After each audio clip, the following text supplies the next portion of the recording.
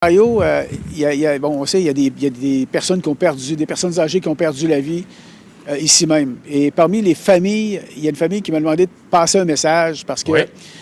la fin de vie de ces gens-là, ça se passe à l'hôpital, l'hôpital Le Gardeur, qui n'est pas très loin d'ici, là. Et pour une famille, on a demandé de ne pas donner de nom, pas d'identité, pas de détails personnels. Mais ils tiennent absolument à remercier le personnel à l'hôpital qui s'est occupé de cette madame en fin de vie. C'est tout récent. Et ce qui s'est passé, c'est qu'il y a au moins 2 membres du personnel médical, quand ils se sont rendus compte que la dame, il fallait arrêter les efforts, le respirateur et tout ça, on était rendu là. Elle était toute seule. La famille ne peut pas visiter les gens. On ne peut pas avoir les enfants, les proches à côté. Ils sont isolés, ils sont seuls.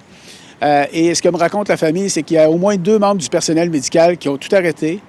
Ils ont tout laissé de côté. Ils sont rentrés dans la chambre, ils ont pris la dame par la main et ils l'ont accompagnée dans ses dernières minutes. Et je vous raconte ça parce que pour ces gens-là, ce qui est important, c'est que ça se sache, que les gens sachent qu'il se passe des choses exceptionnelles, même dans le pire moment.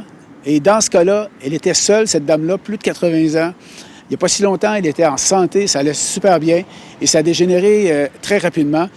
Et la famille est à quelque part réconfortée de savoir qu'au moins dans les dernières minutes de vie, cette dame-là, qui était sur son lit d'hôpital, on venait d'enlever le respirateur, on venait de tout enlever, bien, elle n'était pas seule. Alors, je fais le message et de la part de ces gens-là, ils y tenaient.